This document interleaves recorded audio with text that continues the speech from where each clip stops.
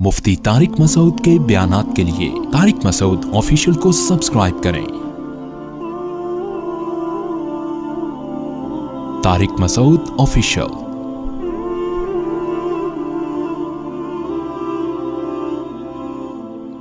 कुरान क्योंकि बलागत की किताब है ना, कुरान असल में ये समझाना चाहता है कि इंसान मिजाज के लिहाज से बहुत जल्दबाज है, हर चीज चाहता है फौरन मिल जाए, फैसलों में जल्दबाजी, किसी चीज को हासिल करने में जल्दबाजी।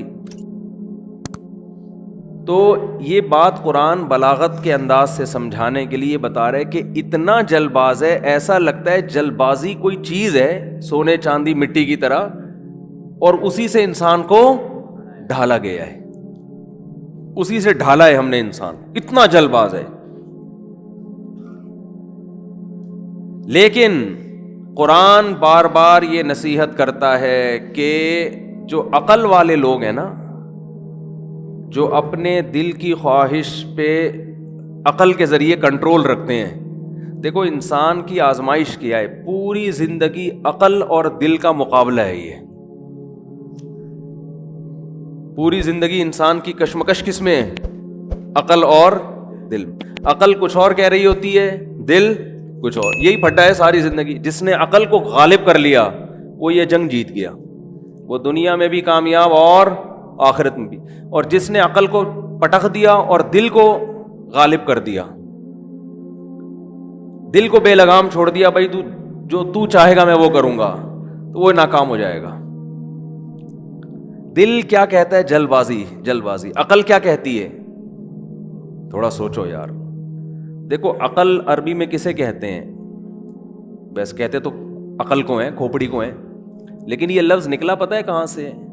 अकल का लुगवी माना अरबी में बांधने का आता है। ये जो ऊंटों को रस्सी से बांधा करते थे ना, ऊंटों को, इस रस्सी को अरबी में इकाल कहते हैं। ये जो अरब में आज आया है ना ये फैशन, रुमाल बांधते हैं उसके ऊपर वो रस्सी, ये असल में फैशन यहाँ से आया है। अरब लोग चूंकि ऊंट चराया करते थे, तो ऊंटों की रस्सी जब ऊंट को छोड़ते थे तो उसकी रस्सी अपने सर पे बांध लेते थे। और वो गर्म लू वगैरह से बचने के लिए रुमाल भी होता था सर के ऊपर। सर ढांपना भी एक सुन्नत अमल है, हमेशा से मुसलमानों में चला आ रहा है। तो टोपी का काम भी वो देती थी, वो रुमाल। तो वही होते होते जब पैसा आया तो ऊंट तो मार्केट से शार्ट हो गए, लेकिन वो रस्सी आहिस्ता आहिस्ता एक फैशन बन गई। ठीक है, किसी भी कौम का कोई भी कल्चर हो सकता है, शरीयत ने कोई पाबंदी नहीं लगाई। तो ये इसको भी इकाल कहते हैं, इकाल। तो अरबी में अकल को अकल इसलिए कहते हैं कि वो आपको बाउंड कर देती है, जैसे रस्सी बाउंड करती है कि नहीं करती? भाई ऊंट के गाय के रस्सी बांधेंगे तो वो रस्सी गाय को बाउंड करेगी, यहां तक जाओ, इससे आगे आपको जाने की इजाजत नहीं है। खिलाता मैं हूं तो दूध भी मैं ही पीऊंगा। अगर आप गाय की रस्सी ना बांधे तो खिलाएंगे आप, दूध मोहल्ले वाले पिएंगे उससे। क्या ख्याल है? कभी उसके घर जा रही है, कभी उसके घर जा रही है, कभी उसके घर जा रही है, जो चाहेगा दूध निकाल लेगा। तो आप उसको बाउंड कर देते हैं, ये दायरा है आपका। ऊंट को आप बांध देते हैं, भाई इससे आगे नहीं जाना। तो अकल भी यही करती है कि वो आपके दिल की जो ख्वाहिशात है ना, बेलगाम है ये ख्वाहिशात। इंसान अगर अपनी चाहतों को पूरा करना शुरू कर दे तो इससे ज्यादा बेड़ा गर्क करने वाला अपना इंसान से बड़ा कोई भी नहीं है। और अजीब बात यह है कि आज चाहतों के पूरा होने का नाम कामयाबी रख लिया गया है। जिसकी चाहतें पूरी हो रही हैं उसको क्या कहते हैं? तो ये तो पागल बना है भाई। चाहतें पूरी होने से तो बर्बादी है। हीरोइन की चाहत होती है ना, नशा, वो चाहत पूरी करके कामयाब होता है, नाकाम होता है? नाकाम हो जाता है, बर्बाद हो जाता है। शराबी की चाहत क्या है? शराब पीना। तो उसे पी के वो कामयाब होता है, नाकाम होता है? नाकाम होता है। तो ये बात हीरोइन और शराब में तो समझ में आती है, और भी बहुत सारी चीजें हैं, लेकिन वहां समझ में नहीं आ रही क्योंकि कल्चर का हिस्सा बन चुकी है वो चीज। जैसे आप शराब के बारे में यहां बात करो तो लोगों की समझ में आएगा यार गलत चीज है, लेकिन गोरे के सामने बात करो तो उसकी खोपड़ी में नहीं आएगा। वो कहेगा यार ये कैसे मुमकिन है, शराब कैसे छोड़ दें हम? آپ اس کو بتاؤ کہ شراب کی وجہ سے تمہارے ملکوں میں اتنے ایکسیڈنٹ ہوتے ہیں، اتنے لوگ ڈپریشن میں جاتے ہیں، اتنے حادثات ہوتے ہیں، اتنے لوگ غصے میں دانت توڑ دیتے ہیں، اتنے لوگ قتل کر دیتے ہیں، یہ تو تمہاری کیلکولیشن ہے. وہ کہے گا بھائی چھوڑیں کیسے، یہ کیسی بات کر رہے ہو؟ کچھ باتیں کلچر سمجھ میں ہی نہیں آتی کلچر کے، کیونکہ کلچر کا حصہ بن چکی ہوتی ہیں.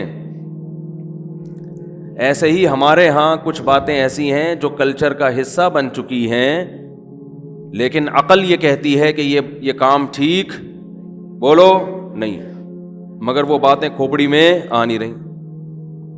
مرد کے لیے داڑھی کاٹنا، اس میں مرد کا نقصان ہے، آخرت کا بھی دنیا کا بھی. سکون اللہ نے داڑھی میں رکھا ہے، ایک روحانیت رکھی ہے، دل کو سکون ملے گا، آپ کو احساس ہوگا، اپنے نیک ہونے کا احساس ہوگا. آپ جب اپنا چہرہ آئینے میں دیکھیں گے آپ کو احساس ہوگا کہ میں کوئی پرسنالٹی ہوں. دیکھو بغیر داڑھی کے لوگ ڈانس کرتے ہیں، داڑھی رکھ کے ڈانس اچھا بھی نہیں لگتا. اب ڈانس کرنا، ناچنا، یہ باوقار لوگوں کا کام ہے یا بے وقار؟ کیا خیال ہے بھائی؟ تھوڑا سا اس میں چھچورے پن کا لک آتا ہے کہ نہیں آتا؟ میں تھوڑا سا اس لیے کہہ رہا ہوں کہ ڈانسر ناراض نہ ہو، ورنہ تو بہت بڑا لک آتا ہے اس میں. لیکن داڑھی رکھ کے نہیں لگے گا آپ کو اچھا. کیوں؟ آدمی باوقار شخصیت بن جاتا ہے. اب وہ خود محسوس کرتا ہے یار یہ مجھ پہ سوٹ. جیسے کوئی آفیسر ہوگا، کوئی بڑے عہدیدار ہوگا، وہ نہیں کبھی ڈانس کرے گا. کسی ملک کے وزیر اعظم کو دیکھا آپ نے کسی کلب میں جا کے ڈانس کرتا ہو ہے بھائی؟ کہ وہ اوباما جو تھے وہ ایک ڈانسنگ شو میں شریک ہوئے اور بہت اچھا انہوں نے ناچ کے دکھایا. خود امریکہ خلاف ہو جائے گا، بھائی تم وزیر اعظم ہو. یعنی لبرل لوگ بھی اس کو نہیں مانیں گے. تو لیکن کلچر آپ کو داڑھی رکھنے نہیں دے گا. آپ رکھ کے تو دیکھو تو صحیح، ہمت تو کرو، سکون ملے گا آپ کو. دیکھو بغیر داڑھی والے آپ کو سینکڑوں ملیں گے جنہوں نے داڑھی رکھی ہے، داڑھی رکھ کے کاٹنے والے آپ کو بہت کم ملیں گے، کیونکہ ایک دم ایسا کمپیئر کرتا ہے نا انسان. اور مسلمان کی عقل کس کے تابع ہے؟ اللہ کے. تو جب اللہ کوئی حکم دے تو ویسے بھی عقل میں آئے نہ آئے، عقل یہی کہتی ہے کہ اللہ سے بڑھ کر کوئی نہیں ہو سکتا. کلچر اجازت دے رہا ہے آپ کو نماز ضائع کرنے کی. فجر کی نماز کتنے لوگ گول کر دیتے ہیں، ظہر کی کتنے لوگ گول کر دیتے ہیں. کیا عقل اس کی اجازت دیتی ہے؟ جس نے پیدا کیا، جس نے بنایا، جو صبح و شام کھلاتا ہے، جس کے احسانات کے سمندر میں ڈوبے ہوئے ہیں، کیسی غیرت کی بات ہے کہ وہ، میں تو کہتا ہوں کہ اللہ نے اگر قیامت کے دن صرف یہ پوچھ لیا نا کہ دنیا میں کوئی حکم میرا ایسا نہیں تھا جس پر میں بار بار یاد دہانی کراتا. یعنی نماز کی اہمیت اللہ کی نظر میں کتنی ہے، اس کو سمجھنے کے لیے اتنا کافی ہے عقل مند کے لیے. دیکھو جو عقل استعمال ہی نہیں کرے گا نا، اس کے تو جیسے کہتے ہیں نا بھینس کے آگے بین بجانا. لیکن جو عقل استعمال کرے گا تو آپ سوچو کہ جس کام کے لیے اللہ 5 ٹائم بلاتا ہو اور 1400 سال سے یہ کام ہوتا آ رہا ہو، 1400 سال ہو گئے. ہر نماز کے لیے اللہ نے اذان رکھی ہے، ہر نماز کے لیے کیا رکھی ہے؟ اذان. بھائی اے اللہ تو یہ بھی تو کہہ سکتا تھا قرآن میں نازل کر دیتا. دیکھو قرآن میں ہے کہ تم پر رمضان کے روزے فرض کیے گئے ہیں. 1 دفعہ ہے، بس 2 دفعہ ہے. یہ جہاں تک مجھے یاد پڑتا ہے قرآن میں کتنی جگہ ہے؟ 2 دفعہ کہ تم پر رمضان کے روزے فرض ہیں. بس اب اللہ نے یہ نہیں کہا کہ جیسے ہی رمضان آئے تو یاد دہانی کراؤ، جیسے ہی رمضان آئے تو کوئی اذان دو کہ اے ایمان والو روزے شروع ہو چکے ہیں. وہ مفتی منیب صاحب تو اعلان کریں گے، حکومت بھی اعلان کرے گی، لیکن اللہ کی طرف سے کوئی قانون اور ضابطہ نہیں ہے. سمجھ میں آ رہی ہے بات کہ نہیں آ رہی؟ وہ اعلان تو اس کا ہوتا ہے کہ چاند نظر آ گیا، کیونکہ وہ تو کبھی 29 کا بھی ہوتا ہے، کبھی 30 کا بھی ہوتا ہے نا، تو اس لیے ہم ہلال کمیٹی سے پوچھتے ہیں آ گیا کہ نہیں آ گیا۔ لیکن اللہ کی طرف سے کوئی آفیشلی اعلان کا انتظام نہیں ہے۔ بولنے میں کیا جا رہا ہے؟ نہیں ہے۔ ہر سال رمضان آتا ہے، اللہ کہتے ہیں وہ خود ہی کیلکولیشن کر لیا کرو، شعبان جب ختم ہو تو رمضان آ گیا تو کر لو، بس صحیح ہے، ہو گیا۔ 2 دفعہ اللہ نے کہہ دیا قرآن میں، اور وہ بھی ایک ہی رکوع میں کہہ دیا کہ بھئی تم پہ روزے فرض کیے گئے ہیں۔ فمن شہد منکم الشہر فلیصم، جو رمضان کا مہینہ پائے گا روزے رکھے گا، بس ایک دفعہ اللہ کی طرف سے کہنا کیا ہے؟ کافی۔ اب نہ کوئی اعلان ہوگا، نہ کوئی مؤذن ہوگا جو لوگوں کو یاد دہانی کرائے گا کہ لوگوں رمضان کا مہینہ آ گیا ہے۔ کوئی اللہ کی طرف سے ایسے الفاظ مؤذن کو نہیں سکھائے گئے۔ حج بہت بڑی عبادت ہے، زندگی میں ایک دفعہ فرض ہے، ہر سال حج کا مہینہ آتا ہے۔ اللہ کی طرف سے کوئی آفیشلی اناؤنسمنٹ کا انتظام ہے؟ بولتے کیوں نہیں ہے؟ کوئی انتظام نہیں۔ زکوٰۃ کے لیے کوئی اللہ کی طرف سے انتظام ہے کہ بھئی مسجد کے مؤذن کو یا امام صاحب کو حکم ہو کہ یہ میری طرف سے الفاظ ہیں، آپ یہ اناؤنسمنٹ کر دیں؟ نہ نہ نہ بھائی، زکوٰۃ فرض ہے، اللہ نے بتا دیا، خود سوچو کب دینی ہے، کس نے دینی ہے، کتنی دینی ہے، ساری کیلکولیشن خود کرو بیٹھ کے۔ کچھ پرابلم ہو تو علماء سے پوچھ لو، بس اس سے آگے بولو نا، نہیں ہے۔ لیکن نماز ایک ایسا حکم ہے کہ جب فرض ہوئی نماز تو 2 صحابی کو خواب آیا، نبی صلی اللہ علیہ وسلم اور صحابہ نے مشورہ کیا کہ کس طرح ہم لوگوں کو نماز کے لیے بلائیں۔ کسی نے کہا ہم سائرن بجائیں گے، یہودی لوگ بجاتے ہیں ایک ناقوس بانسری کی ٹائپ کی کوئی چیز۔ کسی نے کہا ہم گھنٹی بجائیں گے، جیسے عیسائی کیا کرتے ہیں، گھنٹی بجاتے ہیں نا چرچ میں۔ نبی صلی اللہ علیہ وسلم کے پاس 2 صحابی حضرت عمر بھی آئے اور عبداللہ ابن زید بھی آئے۔ انہوں نے خواب سنایا کہ ایک فرشتہ آسمان سے نازل ہوا اور اس طرح سے اس نے یہ کلمات دہرائے۔ آپ صلی اللہ علیہ وسلم نے فرمایا یہ سچا خواب ہے۔ نبی نے جب کہہ دیا تو اب اس پہ کیا لگ گئی اس ٹائم، یہ اللہ کی طرف سے۔ حضرت بلال کو حکم دیا گیا آپ یہ الفاظ کہیں، اللہ اکبر اللہ اکبر اللہ اکبر اللہ اکبر۔ پوری جو اذان ہم کہتے ہیں یہ پورے کلمات حضرت بلال کو آپ صلی اللہ علیہ وسلم نے سکھائے۔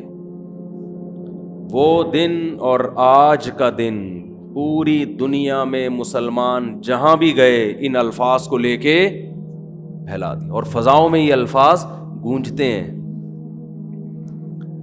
اب دیکھو، ایک تو یہ انتظام کیا گیا کہ 5 وقت بلانا ہے، 5 ٹائم پہ، ہر نماز کے وقت اناؤنسمنٹ ہوگی۔ پھر اناؤنسمنٹ میں اللہ نے خود بتایا کہ یہ کلمات کہنے ہیں، اس میں آپ کو اپنے طریقے سے بلانے کی اجازت نہیں ہے۔ یہ نماز کی اہمیت ہے اصل میں۔ اور پھر اللہ نے یہ بھی بتا دیا، ہونا تو یہ چاہیے کہ اس میں جب ہم نماز کے لیے بلاتے ہیں تو حی علی الصلاۃ، آؤ نماز کی طرف، اصل کلمہ تو یہ ہے، بس اتنے کلمات ہیں نا۔ ارے بھائی نماز کے لیے بلا رہے ہیں تو مؤذن اسپیکر آن کرے، بولے حی علی الصلاۃ، لوگوں آؤ نماز کی طرف، بس ختم۔ اب کیا رہ گیا؟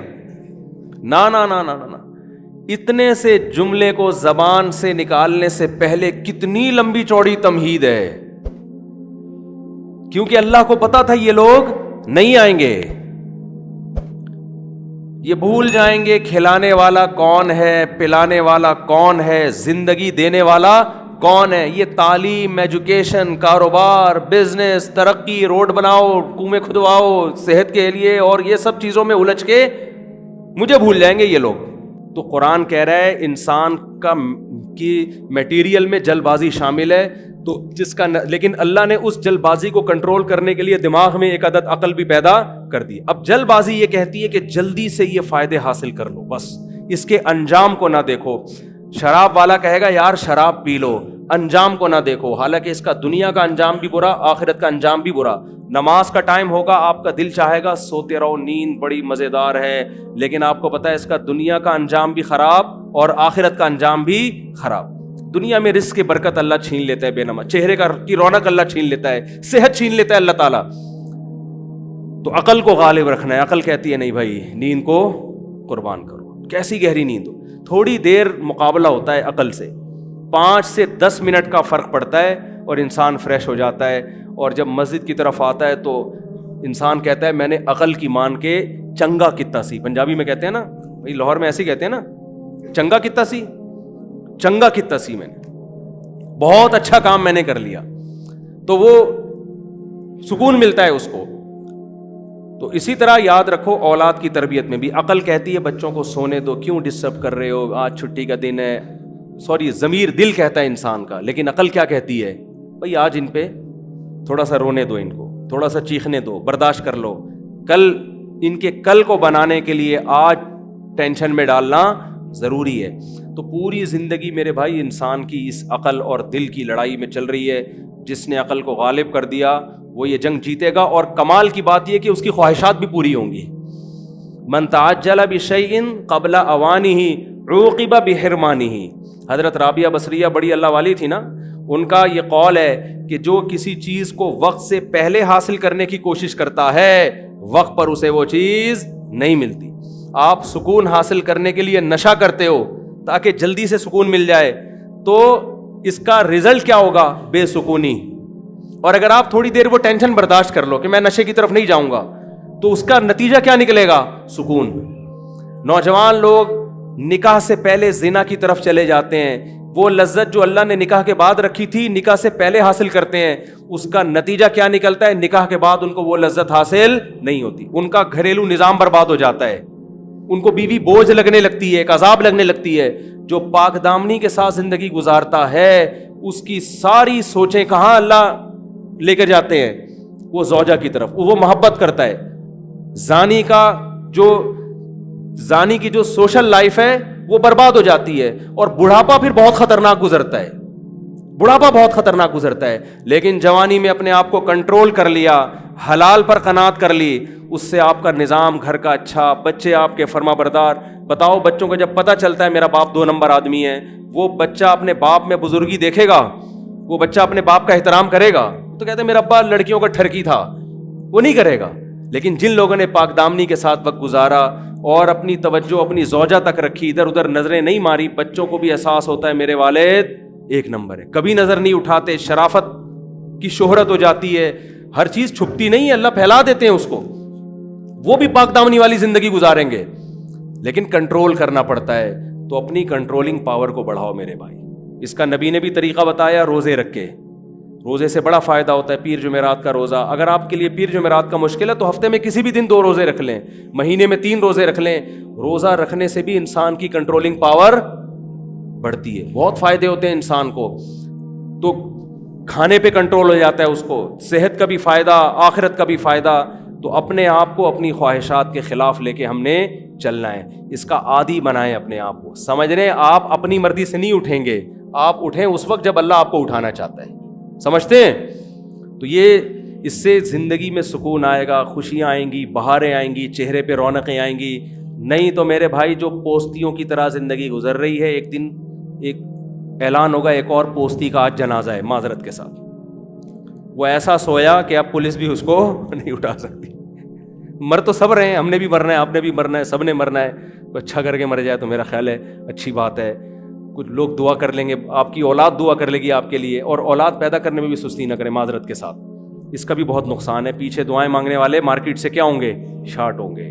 بچے زیادہ ہوں گے، ایک آدھ ایسا ہو سکتا ہے نکل آئے جو بخشوا دے آپ کو، اتنی دعائیں مانگے. تو سستی تو ہے ہی نہیں نا اسلام میں. سمجھ رہے ہو؟ اللہ تعالیٰ ہمارے اندر چستی پیدا فرمائے اور گناہوں سے بچنے کی ہم سب کو توفیق عطا فرمائے.